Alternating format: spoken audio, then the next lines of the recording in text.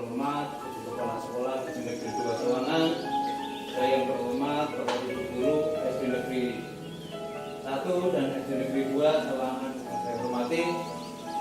Di sini saya hanya memaparkan kegiatan ini, intinya saya bukan menggurui, hanya saya menyampaikan tentang diseminasi budaya positif di SD Negeri 2 Sawangan. Ya, intinya saya di sini berdiri bukan orang yang pintar, tapi kita bagaimana untuk budaya positif di SD Negeri 2 Sawangan dan SD Negeri 1 Sawangan kita bisa berjalan dengan lancar. Yang intinya kita perkenalkan, saya Ahmad Rahmat, calon guru penggerak angkatan 11, dan Ibu Sulistyo ini sarjana hukum, pengajar praktik, dan Bapak Supomo SPD MSI fasilitator. Sesi presentasi yang pertama adalah pembukaan, yang kedua adalah sambutan kepala sekolah, yang ketiga adalah penyampaian materi penerapan budaya positif di sekolah, yang keempat adalah umpan balik, yang kelima adalah penutup. Sebelum kita mulai, kita bersama-sama membacakan basmalah bersama Bismillahirrahmanirrahim. Cara untuk sebelum kita ke dari sambutan kepala sekolah, saya akan membacakan mudah-mudahan dulu. Latar belakang budaya positif adalah keyakinan dan nilai yang disepakati yang menjadi kebiasaan bersama yang akan dilakukan dalam waktu lama. Budaya positif dapat diterapkan dalam pembuatan keyakinan kelas agar siswa merasa terlibat dan bertanggung jawab dalam menjalankan disiplin tersebut. Kemudian guru belum menerapkan penyelesaian masalah menggunakan segitiga restitusi. Guru masih sering kali menggunakan posisi kontrol sebagai penghukum, membuat rasa bersalah dan teman. Agar terjadi perubahan positif, maka perlu adanya kolaborasi antar warga sekolah. Jadi antar warga sekolah, guru, peserta didik, orang tua, komite, dan orang di sekitarnya. Kita harus dilibatkan. Tujuan murid merasa terlibat dalam bertanggung jawab dalam menjalankan disiplin. Murid merasakan proses menciptakan kondisi untuk memperbaiki kesalahan sehingga karakter mereka lebih kuat ketika kembali pada kelompoknya. Untuk acara selanjutnya adalah sambutan dari Kepala Sekolah SD Negeri 2 Sawangan yang akan disampaikan oleh Ibu Tri Wangu Widianingsih SPD SD MPD. Waktu dan tempat saya persilakan.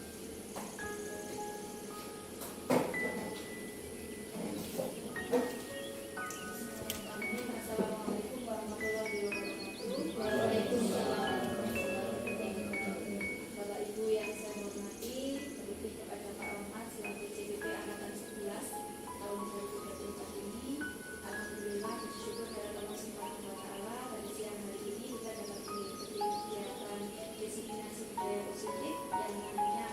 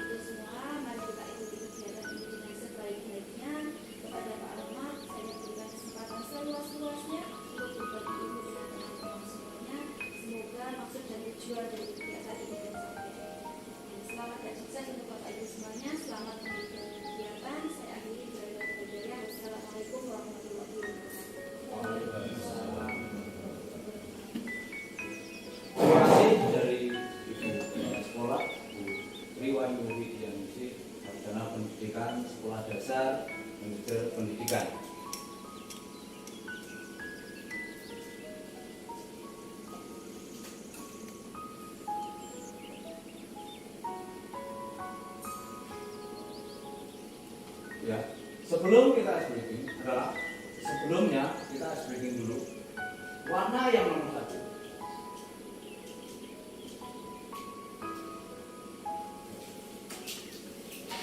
Ya, jadi intinya kita mengenal warna dulu sebelum. Untuk nomor 2 itu berwarna apa Bu Sri? Hijau. Hijau. Yang ketiga Bu Susanti? Hitam. Hitam. Itu ungu. Yang keempat warna apa Bu Ira?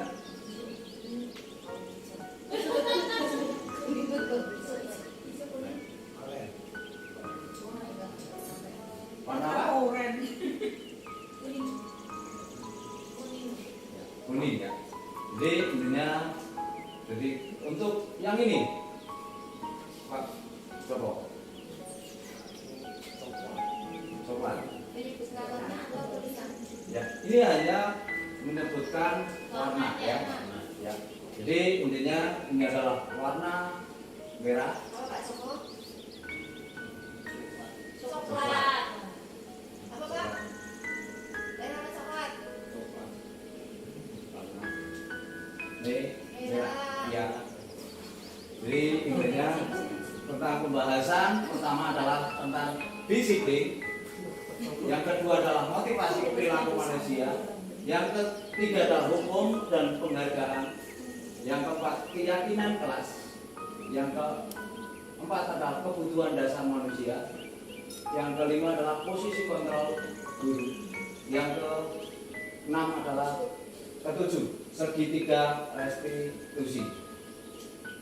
Ya, materi perubahan paradigma. Misalnya ada A dan B, Anda dan teman Anda. Anda dan teman Anda. Sobeklah cari kertas kecil, tulislah benda atau sesuatu yang sangat berharga untuk Anda. Misalnya yang paling berharga untuk Anda itu apa? Langsung diletakkan di tangan Anda. Letakkan salah satu tangan Anda, genggam benda atau sesuatu tersebut dengan segala daya. Buatlah sebuah kepalan.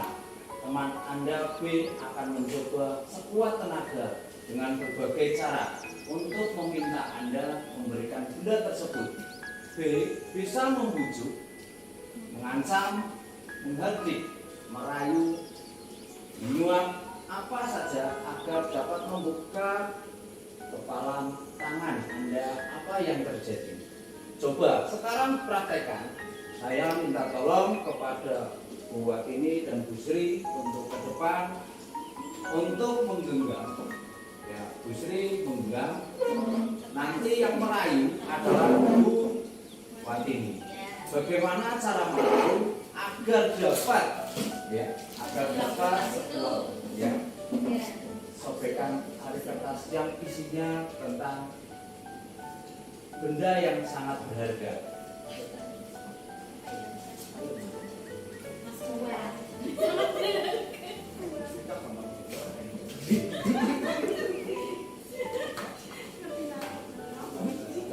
Itu kan isi-isinya ada.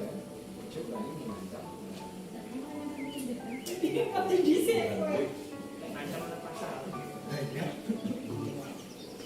Coba bagaimana agar cari kertas yang di tempat Bu Sri itu bisa dipegang oleh Watini. Bagaimana cara atau dengan cara merayu atau mengancam atau menyuap atau bagaimana, terserah Anda. Yang penting bisa sampai tempat Anda. Ya, silakan coba. Bu Sri, saya boleh minta kertasnya? Tidak boleh. Saya minta lagu. Tidak mau. Saya mau minta dulu. Tidak boleh. Minta. Ini nggak penting. Penting, aku mau pinjam ini. Tidak boleh. Ih, kamu tuh nanti kamu. Tidak takut. Tidak boleh.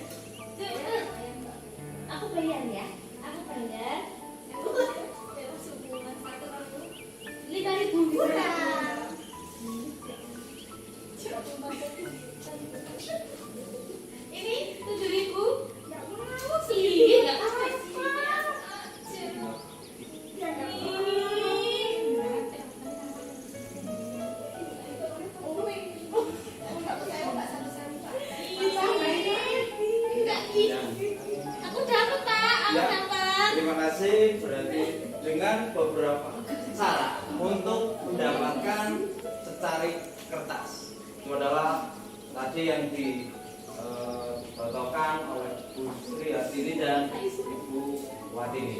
Jadi intinya dengan perubahan paradigma kita bagaimana cara membujuk agar kita bisa merubah bagaimana kita mendapatkan suatu apa yang kita inginkan.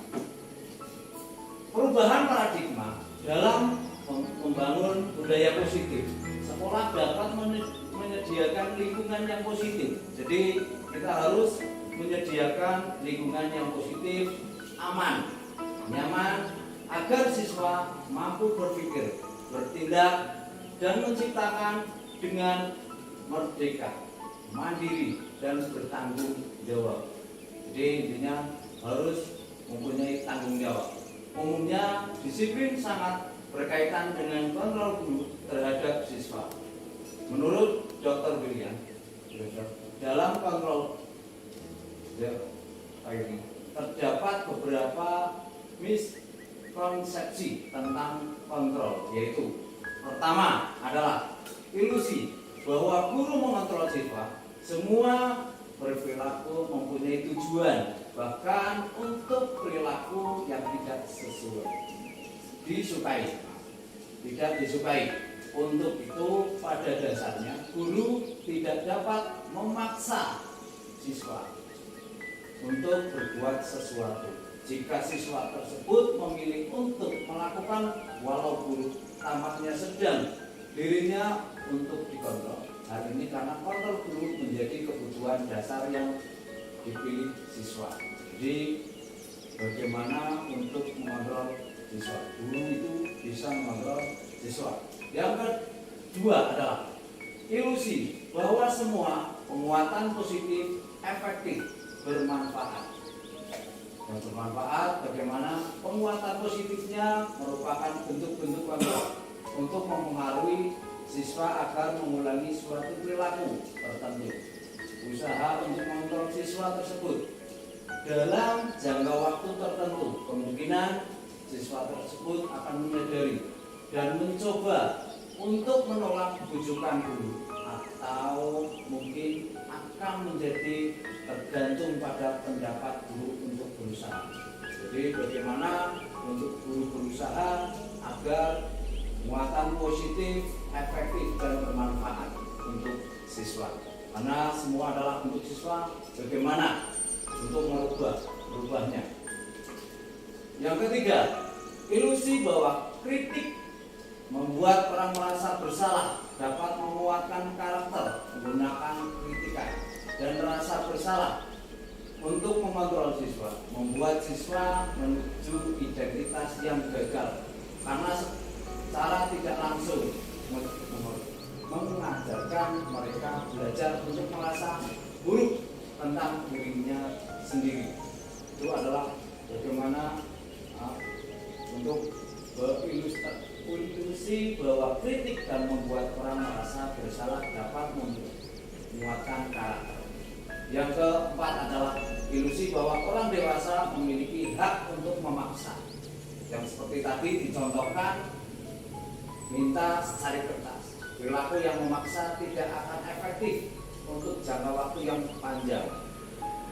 Jadi jangka waktu yang panjang tidak akan membuat efektif dan bahkan dapat membentuk suatu permusuhan. Contohnya di kelas kita melaksanakan pemaksaan kepada siswa, itu tidak baik. Berubah yang untuk menurut Stephen Covey tahun 1991, jika ingin membuat kemajuan perlahan, ubahlah sikap atau perilaku Anda. Tetapi jika ingin memperbaiki cara-cara utama kita, maka kita perlu mengubah kerangka acuan kita. Ubahlah cara Anda melihat dunia, ubahlah cara Anda berpikir tentang manusia, ubahlah paradigma Anda, skema pemahaman, dan penjelasan aspek-aspek tertentu. tentang kenyataan. Contohnya dengan adanya dengan positif, siswa berani akan mendapatkan apa yang diinginkan.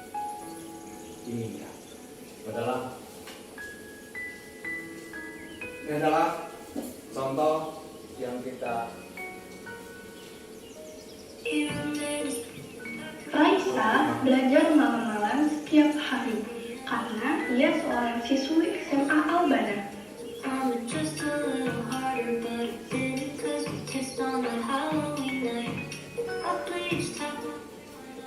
Paradigma fakta sosial adalah cara pandang yang dilakukan dengan kajian ilmu sosial melalui fakta-fakta atau realitas yang terjadi di dalam kehidupan bermasyarakat. Fakta sosial akan membahas atau mempelajari mengenai segala sesuatu yang sifatnya umum di masyarakat. Cakupannya sangat luas dan diturunkan dari generasi ke generasi dengan sifat yang mengikat atau wajib ditaati dan dilakukan.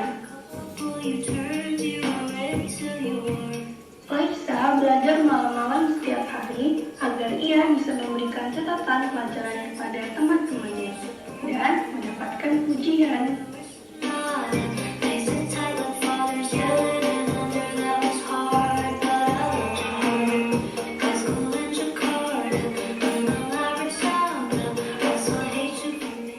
Nah, selanjutnya yang tadi adalah contoh dari paradigma definisi sosial. Paradigma definisi sosial adalah sebuah cara pandang yang mengedepankan bahwa realitas sosial ini bersifat subjektif. Subjektif artinya hasil dari menduga-duga berdasarkan perasaan atau selera, di mana cara berpikir orang itu menjadi relatif. Sama artinya dengan perspektif orang akan berbeda-beda. Paradigma definisi sosial ini lebih mengedepankan status sosial, ada yang ingin dia tunjukkan, dan suatu hal yang bersifat timbal balik.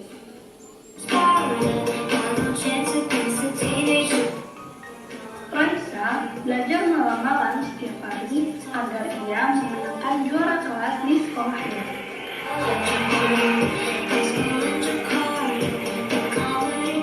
Nah, selanjutnya itu ada paradigma perilaku sosial. Yang dimaksud dengan paradigma perilaku sosial itu merupakan cara pandang yang memusatkan perhatiannya pada hubungan antara individu dengan lingkungannya. Realitas sosial merupakan realitas objektif yang dibentuk melalui perilaku individu yang nyata dan empiris.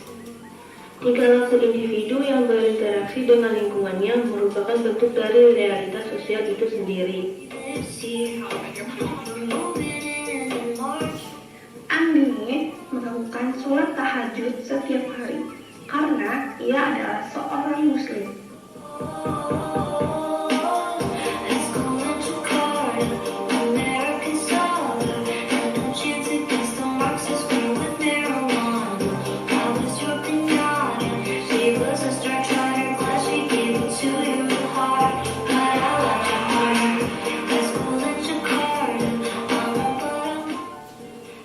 Paradigma fakta sosial adalah cara pandang yang dilakukan dengan kajian ilmu sosial melalui fakta-fakta atau realitas yang terjadi di dalam kehidupan bermasyarakat.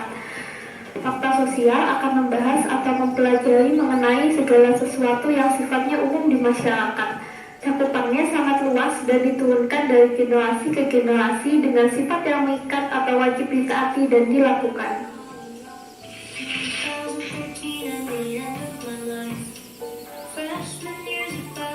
Andini melakukan sholat tahajud setiap hari agar ia mendapatkan pujian dari guru dan teman-teman sekolahnya.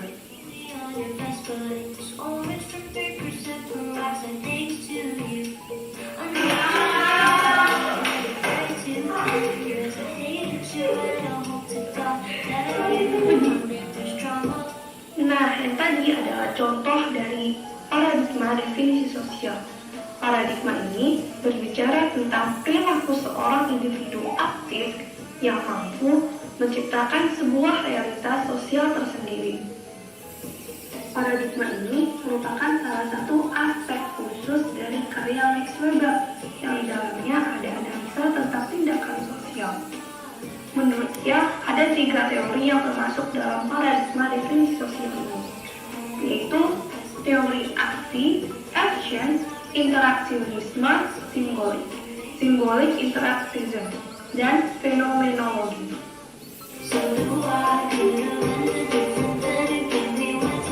Ani melakukan sholat tahajud setiap hari agar memenangkan penghargaan sholat tahajud terajin di sekolahnya.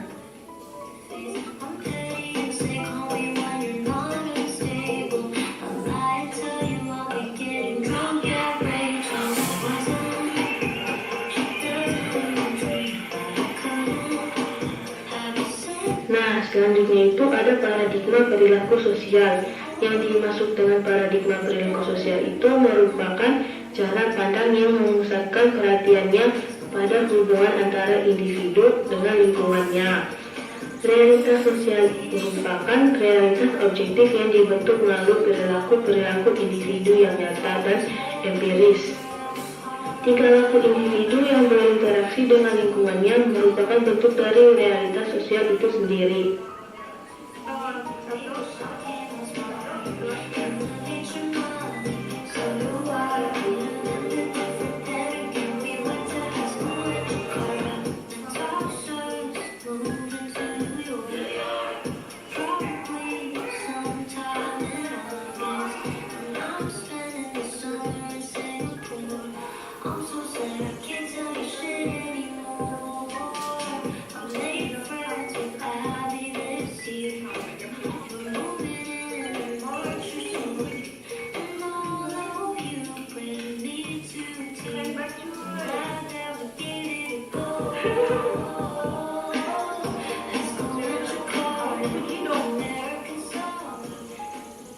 Ya, tadi tentang paradigma tentang sosial, bagaimana untuk mendapatkan juara, mendapatkan pujian dari teman dan guru. Dia melaksanakan, ada yang belajar sampai malam, ada yang melaksanakan sholat tahajud setiap hari, setiap malamnya, untuk mendapatkan pujian dari teman dan guru. Materi perubahan paradigma, siapakah pemegang kontrol sesungguhnya? Menurut Bapak Ibu, siapakah yang pemegang kontrol sesungguhnya itu siapa?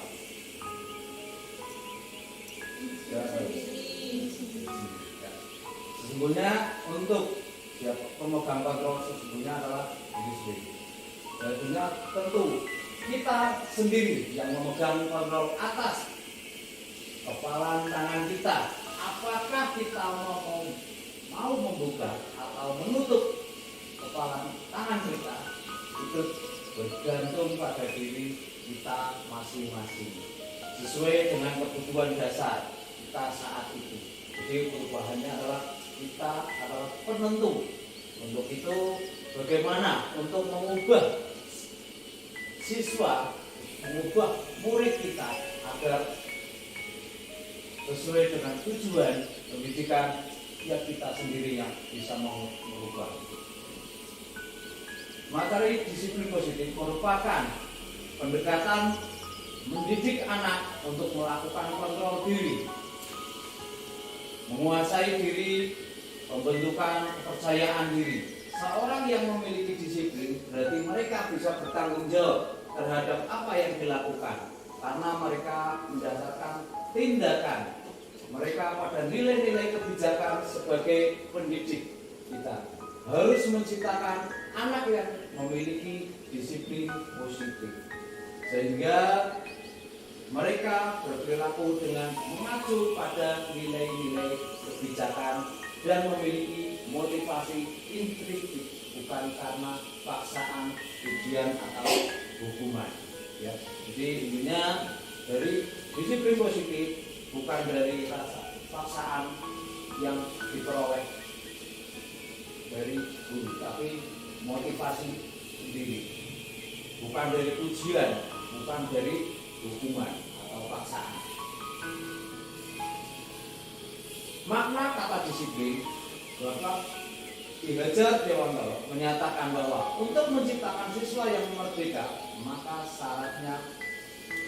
syarat utamanya harus mempunyai disiplin disiplin yang kuat, yaitu disiplin diri yang berasal dari motivasi internal, dari dalam diri sendiri. Jika tidak mempunyai motivasi internal, maka diperlakukan motivasi eksternal orang lain untuk mendisiplinkan dirinya. Diana Gosen menyatakan bahwa kata disiplin berasal dari bahasa Latin disiplin, yang berarti belajar. Kata disiplin juga berasal dari akar kata yang sama, yaitu disiplin atau murid atau pengikut. Diana juga menyatakan bahwa disiplin juga berkonotasi dengan disiplin diri siswa. Disiplin diri dapat membuat seorang menggali semua potensi dirinya untuk mencapai suatu tujuan, sesuatu yang dihargai dan bermakna. Jadi makna disiplin itu sangat sudah dari dulu dicontohkan oleh Bapak Ki Hajar Dewantoro. Materi yang kedua adalah motivasi perilaku manusia. Mari kita tanyakan diri kita sendiri, bagaimana kita berperilaku, mengapa kita melakukan segala sesuatu. Pernahkah Anda melakukan sesuatu untuk mendapatkan senyuman dari orang lain? Untuk mendapatkan hadiah? Atau untuk mendapatkan uang? Ya, itu adalah contoh. Mari kita melakukan sesuatu untuk mendapatkan senyuman yang kita dapatkan. Motivasi perilaku manusia, terdapat 3 motivasi perilaku manusia menurut Diana, yaitu 1. Untuk menghindari ketidaknyamanan atau hukuman. Seorang berperilaku untuk menghindari permasalahan yang mungkin muncul dan berpengaruh kepada mereka secara fisik, fisiologis, ataupun tidak terpenuhi kebutuhan mereka bila mereka tidak melakukan tindakan ini. Dengan menghindari ketidaknyamanan menyendiri. Dari contoh Diana. Untuk nomor 2 adalah untuk mendapatkan imbalan atau penghargaan dari orang lain. Seorang berperilaku untuk mendapatkan pujian, hadiah, imbalan dari orang lain. Menurut mereka penting dalam mereka letakkan dalam dunia berkelas mereka. Jadi untuk mendapatkan hadiah, pujian itu ya di alam bahasanya.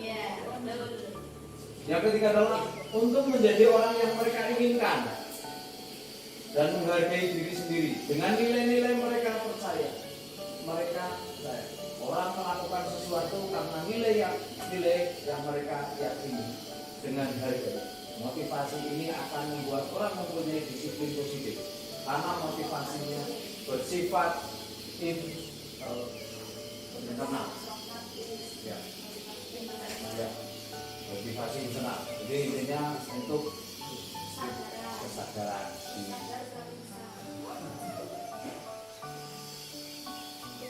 Materi ketiga adalah hukuman. Ya, ini adalah hukuman contoh dalam menjalankan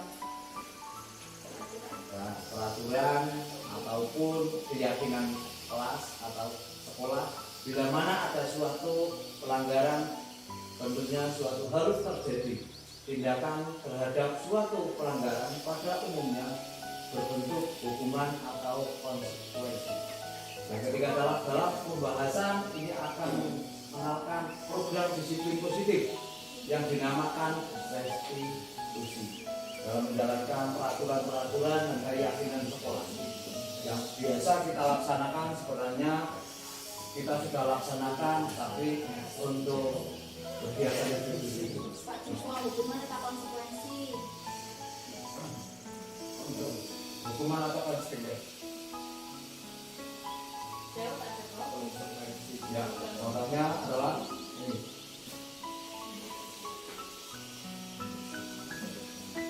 Membersihkan coretan yang dibuat di meja tulis adalah konsekuensi. Murid diminta untuk push up 15 kali karena tidak menggunakan masker ke sekolah adalah hukuman. Menggantikan kertas tugas teman yang telah dicoret-coret, konsekuensi. Berjemur di lapangan basket pukul 12 siang karena ngobrol dengan teman, misalnya sedang pembelajaran ya PJOK biasanya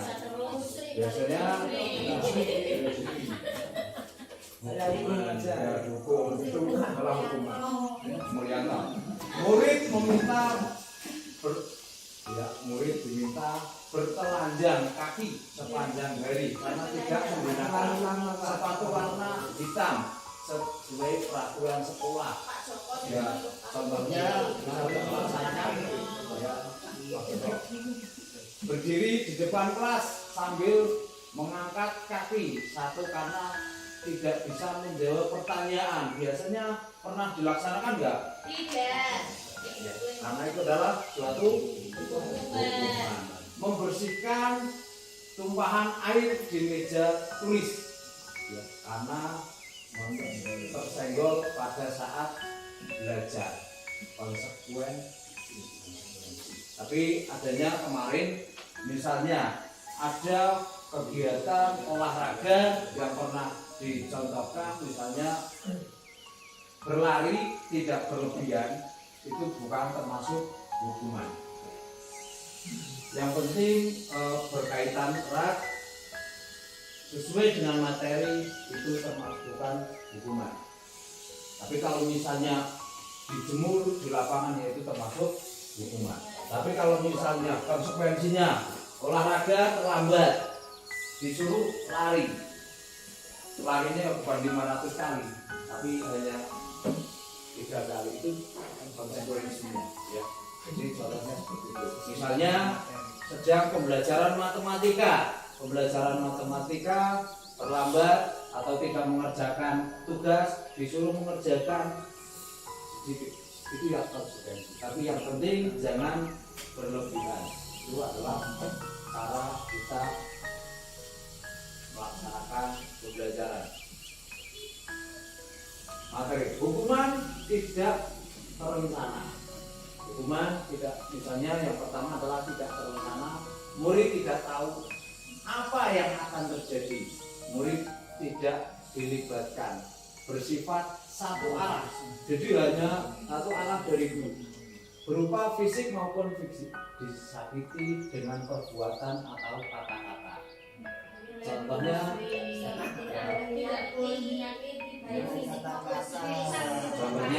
tentang pembelajaran di sekolah. Makanya diadakan adanya nanti kesepakatan kelas agar tidak ada misalnya bukan satu arah, harus bersama-sama. Konsekuensinya terencana dan sudah disepakati, dibuat guru dan murid sudah tahu sebelum serta konsekuensinya, diberikan berdasarkan data yang diukur berapa kali pelanggaran. Guru selalu memonitor murid tidak dibuat tidak nyaman. Terencana dan sudah disepakati. Contohnya bagaimana Pak Jawa? Terencana kalau menurut saya rencana dan kita itu terstruktur, maksudnya memang tidak dibuat sebelumnya, kemudian disepakati bersama antara guru dan siswa.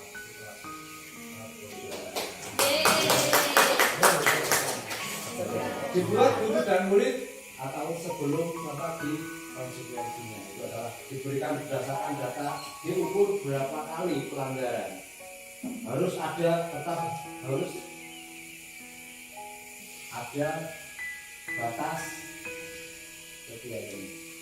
dan berapa kali pelanggaran. Misalnya sering kali tidak masuk sekolah, sudah ada kesepakatan tetap harus ada konsekuensinya. Konsekuensinya, guru selalu memonitor murid. Bagaimana cara memonitor murid? Jadi,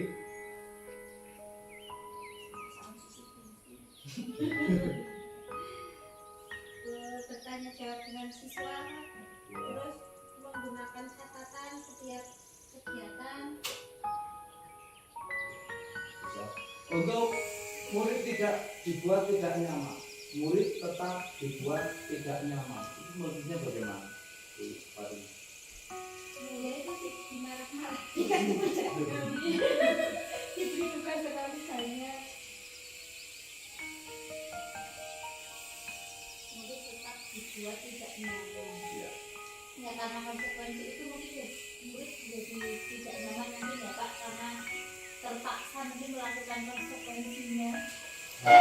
Karena konsekuensinya sudah, misalnya kan sudah dibuat, Iya. ya murid tetap melaksanakan Melakukan itu. ya pelanggaran. Efektif untuk pengaruh jangka pendek, tidak untuk jangka panjang. Ketergantungan tidak menyadari tindakan baik, merusak hubungan, atau timbul rasa iri dan berhenti mencoba. Misalnya ada kok temannya bisa merasa iri. Berarti itu tidak boleh ya Pak, kalau memberikan penghargaan ya Pak. Kalau memberi penghargaan sebenarnya tidak boleh karena akan merusak anak itu. Jadi intinya untuk kedepannya berarti ada rasa, berarti kalau saya bisa menjawab ada imbalannya. Jadi intinya tidak boleh kita membuat imbalan agar anak mempunyai kesemangatan itu sebenarnya tidak boleh. Penghargaan sama saja mengurangi ketepatan, lebih banyaknya membuat kesalahan, menurunkan kualitas, jadi akan berhenti berkembang, mematikan kreativitas. Dengan adanya dihukum atau penghargaan itu akan mematikan kreativitas anak. Ibaratnya akan, kalau saya tidak mendapatkan hadiah dari Pak Guru atau Bu Guru, dia tidak akan berpikir secara luas dan tidak akan semangat. Untuk itu kita tidak boleh dengan memberikan penghargaan kepada murid yang merusak motivasi dan intrinsik. Materi yang baik penghargaan maupun hukuman adalah cara-cara mengontrol perilaku seorang yang menghancurkan potensi untuk pembelajaran yang sesungguhnya. Tidak memberikan penghargaan nilainya sama dengan menghukum seseorang. Untuk itu institusi menjadi sebuah pendekatan untuk menciptakan disiplin positif. Bentuk program kebijakan apresiasinya dalam memberikan apresiasi adalah pengakuan. Perlu diingat beberapa hal. Beri pengakuan secara khusus kepada anak, beri pengakuan secara pribadi, beri pengakuan kepada semua murid secara bergantian, tidak hanya salah satu saja. Beri pengakuan secara konsisten, fokus pada proses. Prosesnya apa? Kita harus fokus. Agar keberhasilan pendidikan adalah kita harus fokus, keseimbangan. Contoh pengakuan apresiasi kebijakan, misalnya pembukaan. Kemarin saya perhatikan nilai kebijakan rasa empati besar sekali. Situasi adalah pada saat menolong murid baru di kelas kita. Saya menghargai nilai kebijakan adalah kepedulianmu. Situasinya adalah pada saat kamu membantu teman-temanmu di tugas kelompok. Misalnya pembukaan adalah terima kasih untuk semua teman atau siapa. Terima kasih untuk siapa. Nilai kebijakan, rasa tanggung jawabmu. Situasinya adalah pada saat kamu memungut kertas yang berserakan di lantai. Itu adalah situasinya. Restitusi adalah proses menciptakan kondisi bagi murid untuk memperbaiki kesalahan mereka sehingga mereka bisa kembali pada kelompok mereka dengan karakter yang lebih kuat. Tahun 2004, restitusi juga adalah proses kolaboratif yang mengajarkan murid untuk mencari solusi untuk masalah dan membantu murid berpikir tentang orang seperti apa yang mereka inginkan dan bagaimana mereka harus memperlakukan orang lain. Kelsen tahun 1996. Jadi restitusi adalah sebuah pilihan bukan menebus kesalahan tapi belajar dari kesalahan, memperbaiki hubungan untuk mengevaluasi tindakan terhadap orang lain. Tawaran bukan paksaan, menciptakan kondisi bagi murid untuk menyelesaikan masalah dan berbuat lebih baik lagi. Menuntun untuk melihat adanya ketidakselarasan antara tindakan dan keyakinan yang diinginkan, mencari kebutuhan dasar, mendasari tindakan. Itu adalah restitusi.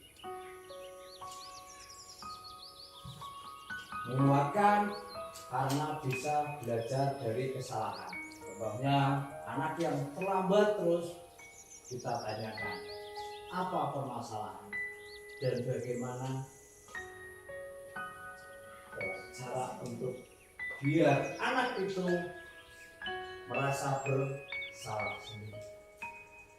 Fokus pada karakter sehingga murid menyadari akan menjadi orang seperti apa. Fokus sehingga murid menyadari akan menjadi orang seperti apa. Fokus pada solusi, tidak mencari siapa yang salah, tapi bagaimana agar berjalan sesuai dengan tujuan. Mengembalikan murid yang berbuat salah pada kelompoknya. Mengembalikan murid yang bersalah pada kelompoknya.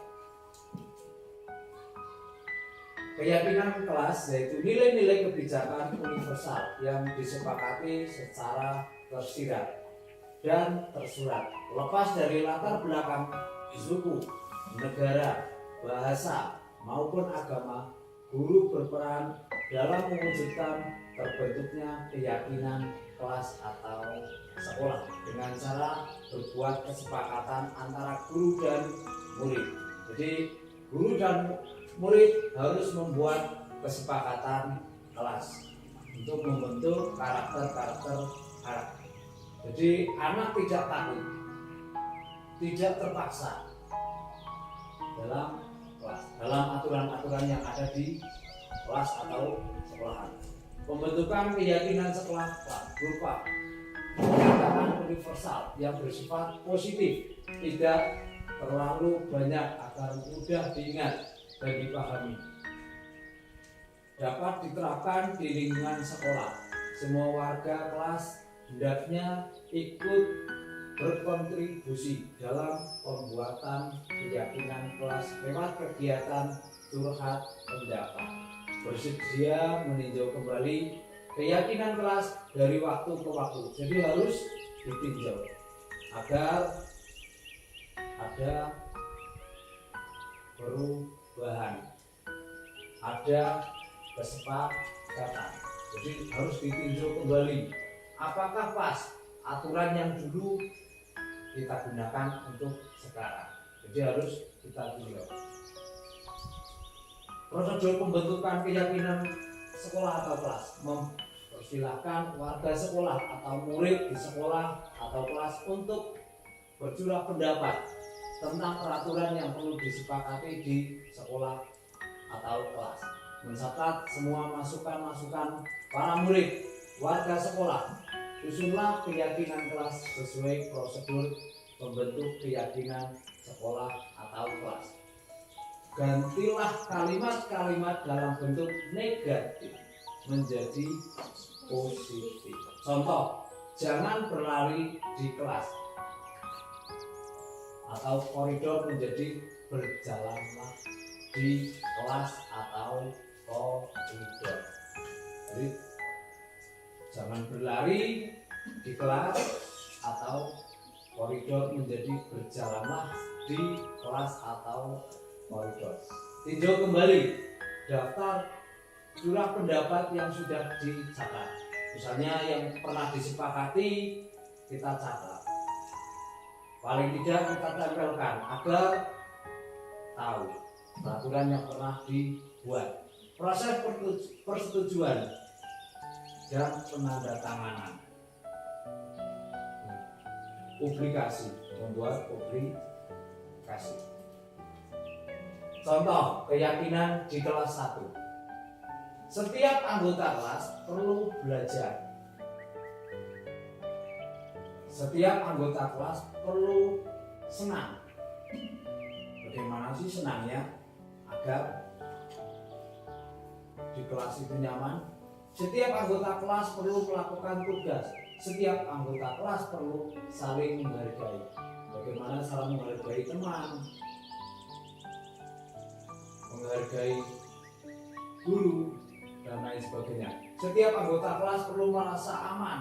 Bagaimana agar kelas kita terasa aman? Dengan kesepakatan kelas yang diyakini bersama di kelas ini. Perlu belajar, senang, melakukan tugas, saling menghargai, merasa nyaman.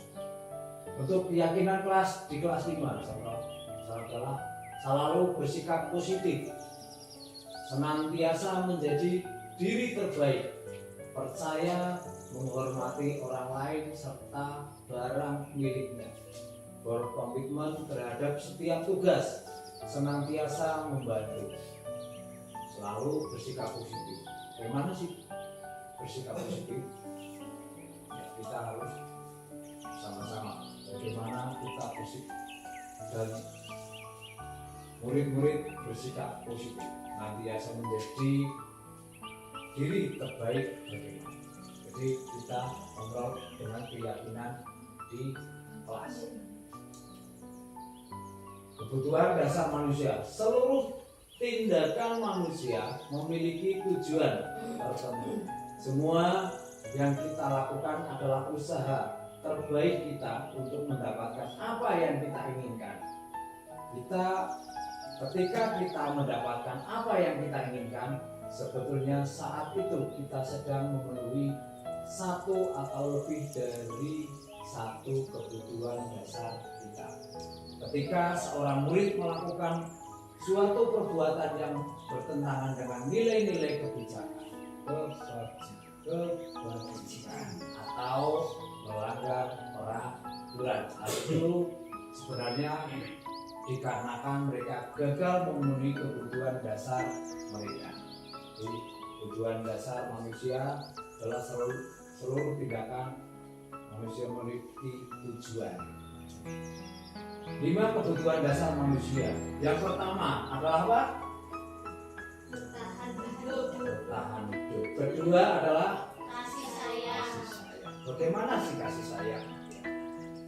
Yang ketiga adalah kebebasan. Keempat, kesenangan. Kelima adalah Penguasaan. ya, itu adalah kebutuhan dasar manusia. Hidup, bertahan hidup dengan adanya kasih sayang. Adanya kasih sayang kita diberi kebebasan, tapi kebebasan itu ya ada batasnya. Rasa kesenangan Dengan adanya kebebasan kita merasa senang. Happy. Senang. Dengan kesenangan kita ada rasa ya. Penghukum, seorang penghukum bisa menggunakan hukum fisik maupun verbal. Patuhi aturan saya atau awas, kamu selalu saja salah, selalu pasti, selalu yang terakhir selesai. Pembuat rasa bersalah, biasanya guru akan bersuara lebih lembut. Ibu sangat kecewa sekali dengan kamu. Barangkali Bapak harus memberitahu kamu. Itu adalah contoh menjadi teman. Guru pada posisi ini tidak akan menyakiti murid, namun akan tetap berupaya mengontrol murid melalui persuasi. Ayo bantulah demi Bapak ya. Ayo ingat tidak bantu Bapak selama ini. Contohnya dalam pelaksanaan kegiatan di kelas, misalnya membersihkan kelas. Yang keempat adalah pemantau. Memantau berarti mengawasi posisi pemantau berdasarkan pada peraturan dan konsekuensinya. Peraturannya apa? Apa yang telah kamu lakukan? Sanksi atau konsekuensinya apa? Jadi harus dipantau, memantau diri, mengawasi. Kelima adalah manajer. Sebagai guru menjadi kontrol, menjadi manajer. Posisi di mana guru berbuat sesuatu bersama dengan murid, mempersilahkan murid mempertanggungjawabkan perilakunya, mendukung murid agar dapat menemukan solusi atas permasalahan sendiri. Apa yang kita yakini? Kembali ke keyakinan kelas. Apa rencana kamu untuk memperbaiki hal ini? Adalah sebagai manajer. Jadi bagaimana berbuat sesuatu bersama murid, mempersilahkan murid dalam mempertanggungjawabkan perilakunya, mendukung murid agar dapat menemukan solusi atas permasalahan sendiri. Permasalahan murid itu apa yang kita yakini, kembali ke keyakinan kelas. Posisi kontrol dulu. Bapak Ibu guru, silakan dulu. Posisi kontrol apa selama ini Bapak Ibu yang pernah dilaksanakan? Jadi bagaimana posisi kontrolnya hebat selama ini. Jadi posisi di mana guru berbuat sesuatu bersama dengan murid, mempersilahkan murid mempertanggungjawabkan perilakunya, mendukung murid agar dapat menemukan solusi atas permasalahan sendiri. Posisi manajer mengacu pada restitusi yang dapat menjadikan murid sebagai manajer bagi dirinya sendiri, sehingga tercipta identitas positif berhasil pada diri murid. Langkah yang pertama adalah menstabilkan identitas. Kita semua akan melakukan hal yang terbaik yang bisa kita lakukan. Bagaimana teori kontrolnya? Kita akan melakukan hal terbaik yang bisa kita lakukan. Validasi tindakan yang salah. Semua perilaku memiliki alasan. Menanyakan keyakinan. Kita semua memiliki motivasi internal. Jadi bagaimana langkah-langkah? 3 restitusi adalah, yang satu adalah menstabilkan identitas, kedua adalah validasi tindakan yang salah, yang ketiga adalah menanyakan keyakinan. Contoh validasi yang pertama tadi apa? Kedua Menanyakan. keyakinan, yang ketiga adalah menstabilkan.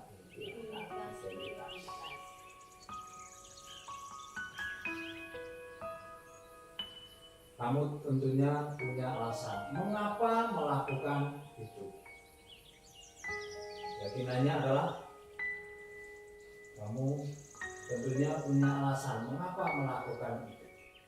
Adakah cara yang lebih efektif untuk mendapatkan apa yang kami butuhkan? Setiap orang pasti pernah melakukan kesalahan. Itu pertanyaan-pertanyaan kepada guru. Keyakinan kelas apa yang salah kita sepakati.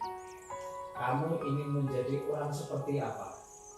Jadi kita tanyakan, kamu bukan satu-satunya yang pernah melakukan ini dalam melakukan keyakinan. Menampilkan segitiga retribusi menanyakan keyakinan, validasi tindakan yang salah. Menstabilkan identitas. Ya. Bagaimana dasar dari segitiga bertujuan untuk mengubah identitas anak dari orang yang gagal karena melakukan kesalahan menjadi orang yang sukses. Tidak ada manusia yang sempurna. Saya juga pernah melakukan kesalahan seperti itu. Bapak Ibu tidak tertarik mencari siapa yang salah, tapi Bapak Ibu ingin mencari solusi bagaimana permasalahan ini. Itu adalah menstabilkan identitas, bagaimana dasarnya tindakan manusia yang sempurna. Saya juga pernah melakukan kesalahan. Itu adalah pertanyaan-pertanyaan kepada murid.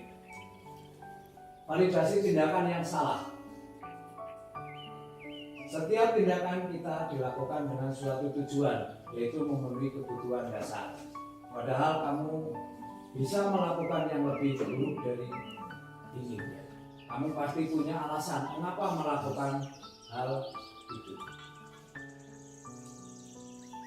Yang ketiga adalah menanyakan keyakinan. Anak akan siap untuk dihubungkan dengan nilai-nilai yang dia percaya dan berpindah menjadi orang yang dia inginkan. Apa yang kita percaya sebagai kelas atau keluarga. Keyakinan kelas apa yang telah kita sepakati. Kamu mau jadi orang yang seperti apa? Pertanyaan-pertanyaan dalam segitiga retribusi. Contoh,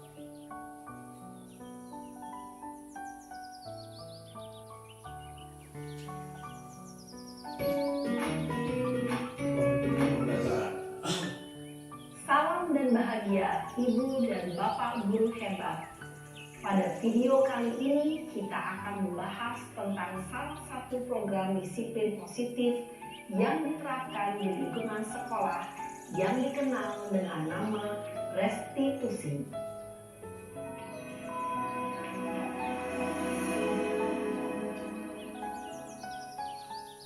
Restitusi dikembangkan oleh pakar pendidikan Diane Gosson, berlandaskan pada teori kontrol Dr. William Glasser. Segitiga restitusi adalah suatu proses dialog yang dijalankan oleh guru atau orang tua agar dapat menghasilkan murid yang mandiri dan bertanggung jawab. Pada saat guru di posisi manajer, aspek yang dikembangkan pada murid adalah motivasi intrinsik, sehingga penanaman nilai-nilai kebajikan dapat tumbuh dan berkembang menjadi suatu kebiasaan positif yang akhirnya membentuk karakter murid. Proses dialog ini terdiri dari 3 langkah yang digambarkan pada ketiga sisi pada segitiga restitusi. Sisi pertama adalah menstabilkan identitas. Sisi yang kedua adalah validasi tindakan yang salah. Dan sisi yang ketiga adalah menanyakan keyakinan. Ibu dan Bapak Guru, berikut ini akan ditunjukkan bagaimana seorang guru berada dalam posisi manajer menggunakan penerapan segitiga restitusi.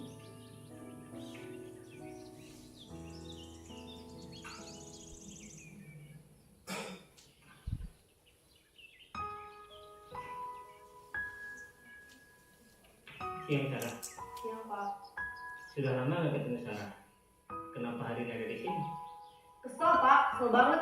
Masa aku dikatain tukang fitnah Pak? Ya aku marah lah. Aku balik ngatain Eka di depan kelas. Kesel banget. Oh begitu. ya pasti kamu marah dan kesal. Bapak juga akan marah apabila ada yang menuduh Bapak seperti itu. Kemudian pada saat itu kamu mau melakukan apa? Ya saya langsung ngatain Eka lah Pak. Kesel banget. Saya bentak-bentak dia di depan teman-teman lain. Oh begitu. Pasti kamu melakukan seperti itu karena suatu alasan tertentu kan? Iyalah, masa saya diam saja Pak? Ya saya bela diri lah. Masa saya dituduh tukang fitnah? Ya wajar lah. Mempertahankan harga diri itu sesuatu yang penting buat kamu. Untung kamu tidak bertindak lebih gegabah lagi. Hanya membentak-bentak. Iya Pak. Untung saya masih bersabar dan hanya membentak saja. Sudah gemes padahal. Saya pasti bela diri lah. Ya pasti ya. Tapi kamu memilih untuk tetap bertahan dan bersabar. Kamu memilih untuk tidak berbuat lebih parah lagi kan? Iya. Nah, sekarang coba kita lihat lagi tindakan kamu yang bentak-bentak Eka di kelas. Tindakan kamu itu kira-kira sesuai dengan keyakinan kelas atau prinsip kamu tidak? Enggak lah Pak. Capek Pak jadi pemarah. Jadi keyakinan atau prinsip mana yang kurang sesuai dengan keinginan kamu? Ya, saya sebenarnya sangat menghargai orang lain. Mungkin saat itu saya menjadi emosi, jadi tidak menunjukkan sikap itu. Kamu meyakini tidak? Menghargai orang lain itu penting buat kamu. Yakinlah Pak. Iya, setuju. Kita harus saling menghargai. Namun, ada juga keyakinan yang kita sepakati yang perlu kita jalankan apabila kita sedang marah, bukan? Ya, saya bisa lebih proaktif, mulai dengan diri sendiri. Saya bisa jadi lebih bersabar, mengambil waktu jeda untuk berpikir mau apa selanjutnya. Kira-kira kamu bersedia memperbaiki masalah ini tidak? Bersedia Pak. Kalau kamu memperbaiki masalah ini, kamu akan menjadi orang seperti apa? Saya akan menjadi orang yang bertanggung jawab kali ya Pak. Dan senantiasa proaktif. Iya, menurut kamu bagaimana rasanya menjadi orang seperti itu? Ya nyaman lah, bangga bisa bersabar dan menahan diri. Baiklah kalau begitu. Yuk kita pikirkan bagaimana memperbaiki masalah ini.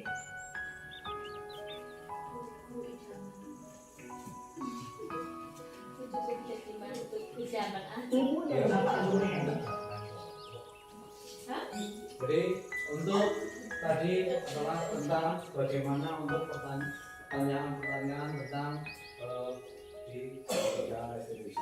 Dalam kesimpulan umpan balik, sekarang adalah penutupan. Kesimpulan umpan balik. Kesimpulan, budaya positif akan menimbulkan rasa aman dan nyaman pada murid dalam proses pembelajaran.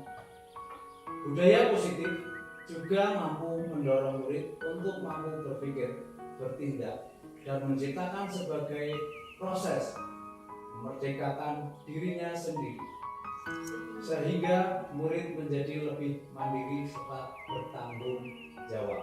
Adalah kesimpulan dari kegiatan-kegiatan desiminasi. Budaya positif akan menimbulkan rasa aman, nyaman pada murid dalam proses pembelajaran. Budaya positif juga mampu mendorong murid untuk mampu berpikir, bertindak, dan menciptakan sebagai proses memerdekakan dirinya, sehingga murid menjadi lebih mandiri serta bertanggung jawab. Umpan balik, dokumentasi kegiatan adalah yang pernah kegiatan.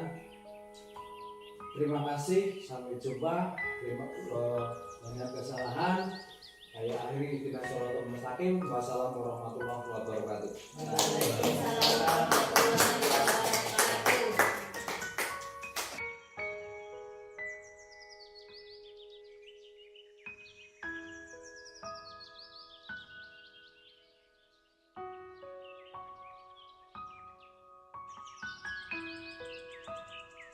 Assalamualaikum warahmatullahi wabarakatuh.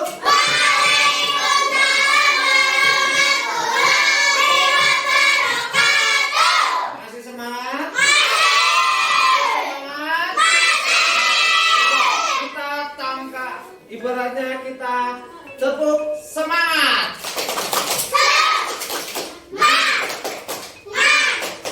Ya, untuk demi tercapainya apa impian kelas kita?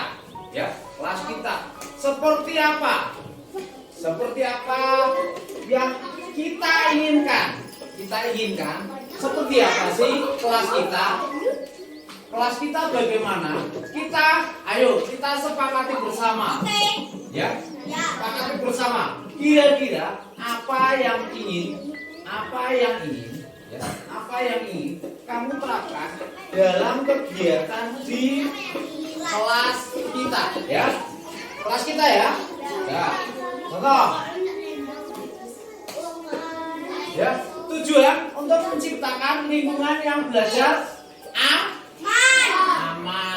aman, saling mengerti dan kondusif. Jadi meningkatkan apa?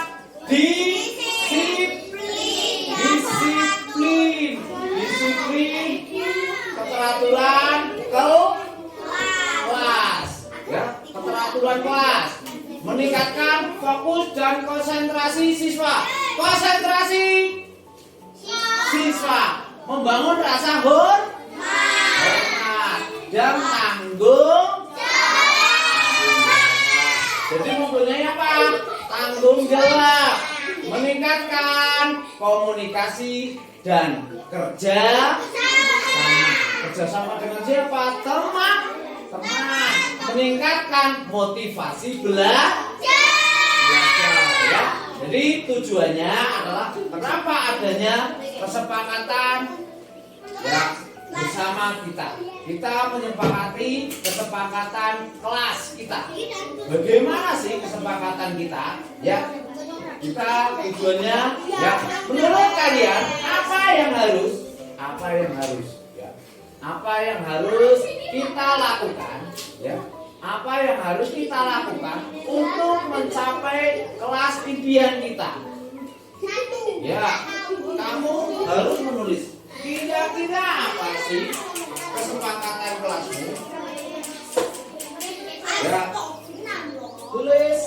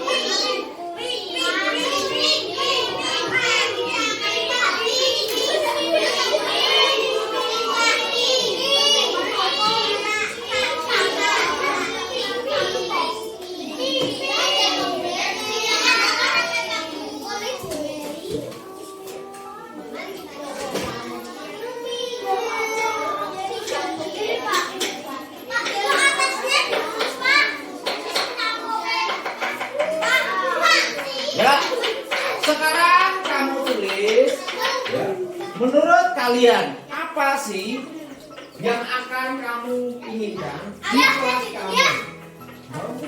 Kamu menulis kesepakatannya, bukan nulis ini, tapi kamu harus nanti hasilnya kesepakatannya kita masukkan di sini. Ya, kesepakatan. Kira-kira gimana sih? Ya, contohnya.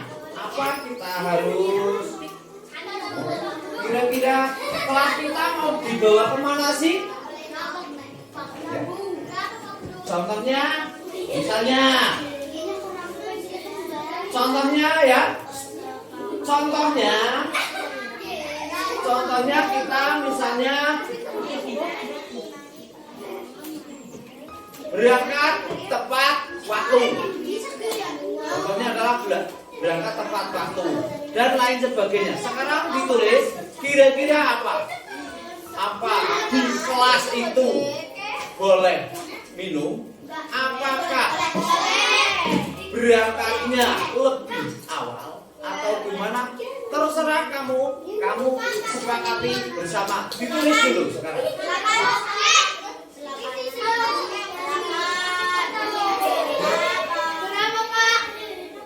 Kamu mau nulis 3 boleh, 4 boleh, 5 boleh.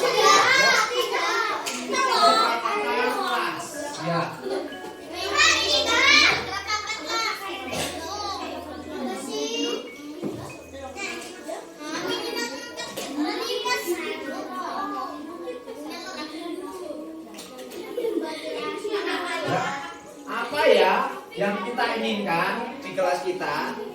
Ya.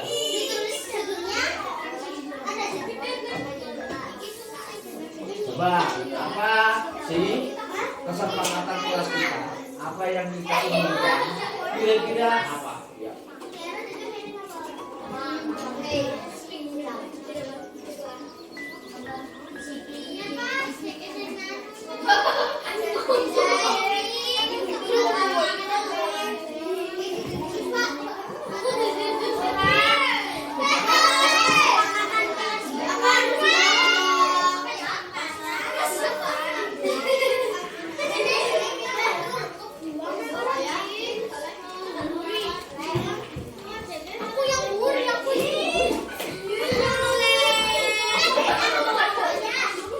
Hasil kesepakatan kita setelah kita membuat kesepakatan kelas, berarti yang kita buat berarti harus disepakati bersama ya. Siap? Sepakati bersama siap? Ya. Yang pertama, datang tepat waktu dan siap belajar. Siap untuk belajar? Yang kedua,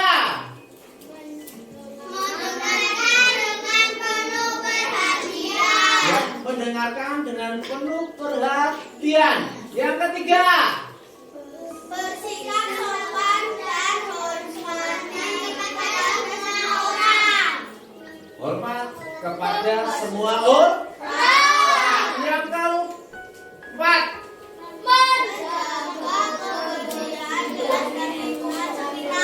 menjaga kebersihan kelas lingkungan sekitar. Yang kelima,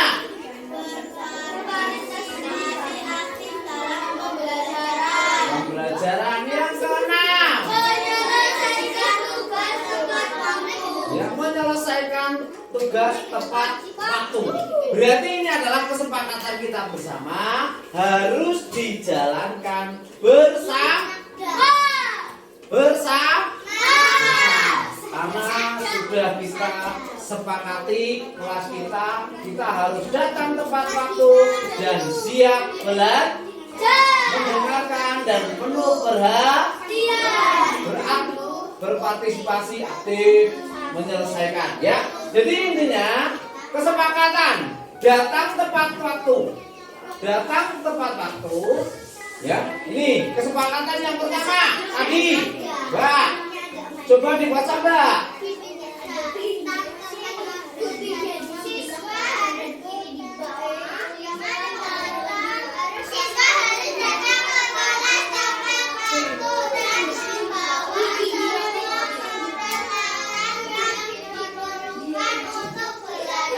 Ya, kedua,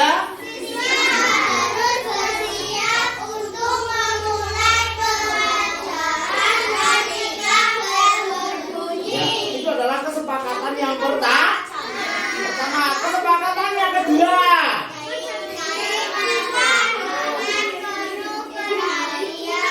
siswa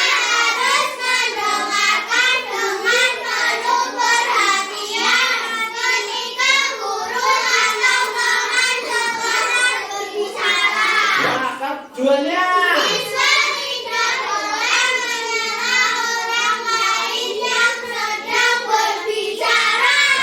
jadi tidak boleh menyela orang lain yang sedang berbicara. Kesepakatan ketiga tadi apa?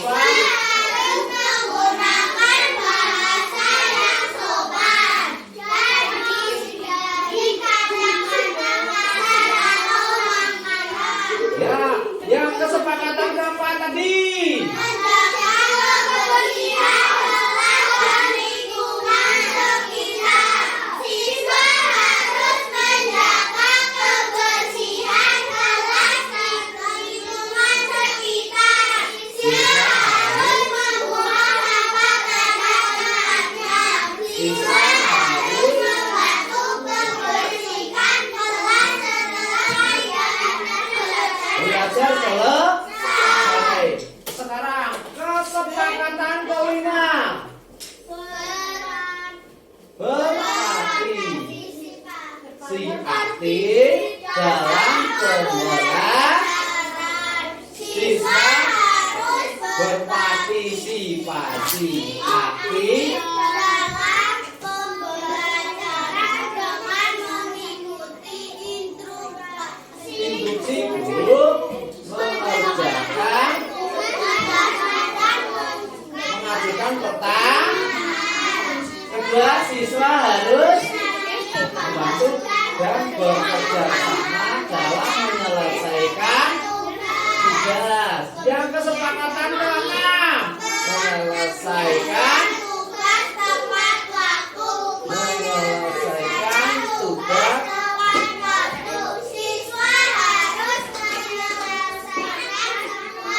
Berikan tugas waktu. Siswa harus mengerjakan tugas dengan rapi dan teliti ya. Terus ya, jadi dari terima kasih kesepakatan yang kita buat ya, kesepakatan yang sudah kita buat harus kita sepakati bersama. Siap?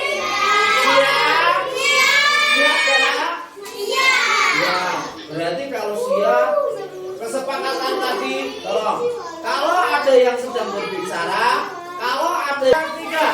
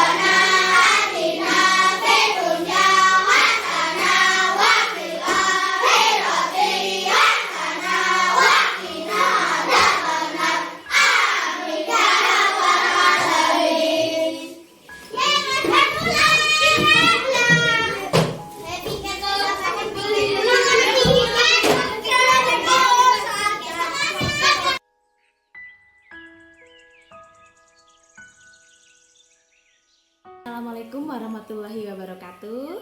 Saya Watini, guru kelas 6 di SD 2 Sawangan. Saya akan menanggapi dan memberi apresiasi yang sangat positif terhadap apa yang telah dilaksanakan oleh Bapak Ahmad Rohmat tentang diseminasi untuk menyebarkan pemahaman dan pengenalan dalam penerapan budaya positif. Semoga kedepannya kami bisa menerapkan budaya positif di kelas kami.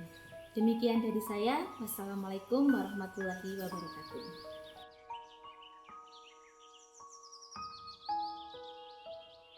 Assalamualaikum warahmatullahi wabarakatuh. Nama saya Muhammad Akabira Pratama, kelas 4 SD Negeri 2 Sawangan. Apakah keyakinan kelas penting? Sangat penting karena membuat saya yakin di dalam kelas sehingga saya lebih berani dalam kelas. Terima kasih. Assalamualaikum warahmatullahi wabarakatuh. Nama saya Nabila Ari, kami kelas 4 SD Negeri 2 Sawangan. Apakah keyakinan kelas penting? Sangat penting karena membuat saya lebih percaya diri. Assalamualaikum warahmatullahi wabarakatuh. Nama saya Ari Wicaksana, kelas 4 SD Negeri 2 Sawangan. Apakah keyakinan kelas penting? Sangat penting karena 2. Membuat saya yakin di dalam kelas sehingga saya lebih